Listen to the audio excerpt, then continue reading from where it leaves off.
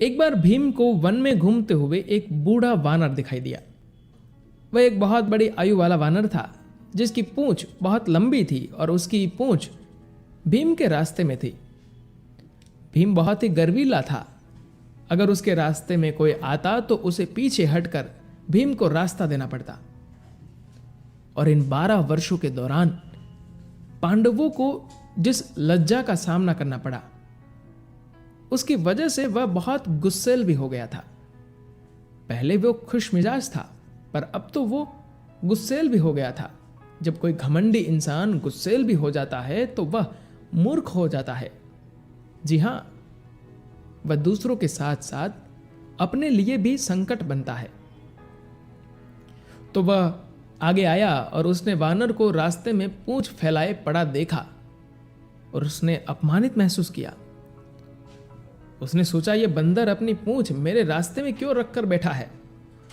उसने कहा, हे वानर, तुम अपनी पूंछ हटा लो, क्योंकि भारत में लोग दूसरों के अंग लांघ कर आगे नहीं जाते। अगर कोई बैठा या लेटा हो तो आप उसके अंगों को लांघकर नहीं जाते। इसे अशुभ माना जाता है। अगर वैज्ञानिक लिहाज से देखें तो भी यह कई कारणों से गलत है, पर अभी हम इनके बारे में विस्तार से बात नहीं करेंगे। तो पारंपरिक किस्म के लोग दूसरों के अंग लांघकर आगे नहीं जाते। अगर कोई बैठा है या ले ला ला ला ला ला ला ला ला ला अगर कोई बैठा हो या लेटा हो तो वे उसके एक ओर से घूम कर जाते हैं। आप में से बहुत से लोग आदत की वजह से ऐसा करते हैं, क्योंकि आपने माता पिता को ऐसा करते देखा है। क्या आपने यह देखा? हो सकता है कि आपको न पता हो कि ऐसा क्यों करते हैं, पर आप किसी को नहीं लांघते। भारत में जन्मे लोग अक्सर लोगों को टाँप कर नहीं जाते। तो उसने कहा, यह पूंछ रास्ते से हटा लो, मुझे जाना है। बंदर ने कहा कि मैं इतना बूढ़ा हूं कि अपनी पूंछ भी नहीं हिला सकता।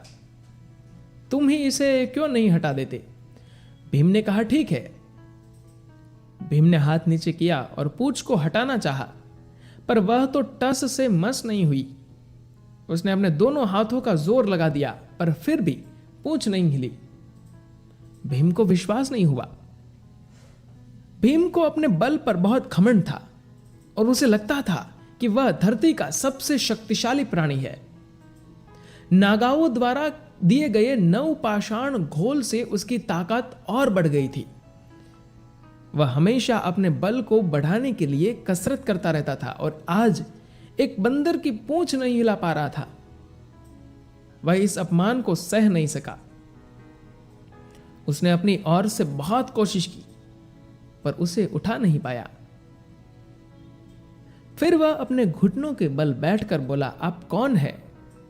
अगर मैं इस पूंछ को नहीं हटा सका तो आप केवल वानर नहीं हैं। आप कौन है? कृपया करके मुझे बताइए। तब उस वानर ने बताया कि वे रामायण काल के हनुमान थे। रामायण महाभारत का ही एक अंग है।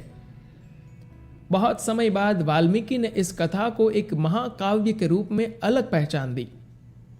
अन्यथा रामायण महाभारत का ही एक अंग थी। यह एक लंबा महाकाव्य था।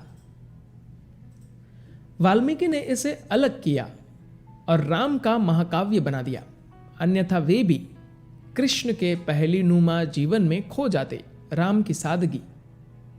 तब हनुमान ने कहा, भले तुम्हारे पास कितना भी बल क्यों न हो, अगर तुम्हारे पास श्रद्धा और विनय नहीं है तो तुम्हारा पतन होगा। तो ये 2 सबक जो अर्जुन और भीम के लिए थे, उन्हें एक तरह से उन दोनों के लिए रचा गया था, क्योंकि उनमें इन गुणों का अभाव था। अन्यथा सब ठीक था। केवल उनके भीतर थोड़ा घमंड था। उन्हें लगता था कि उन्हें कोई नहीं हरा सकता। उन्हें लगता था कि वे कुछ भी कर सकते थे। कृष्ण उन्हें निरंतर याद दिलाते रहते थे। यहां तक कि रणभूमि में भी उन्हें बस यही याद दिलाते रहे। इससे कोई अंतर नहीं पड़ता कि आप कौन है। दूसरे पक्ष के लोग मूर्ख नहीं है, वे भी योग्य है। घमंड मत करो, तुम स्वयं को मार दोगे।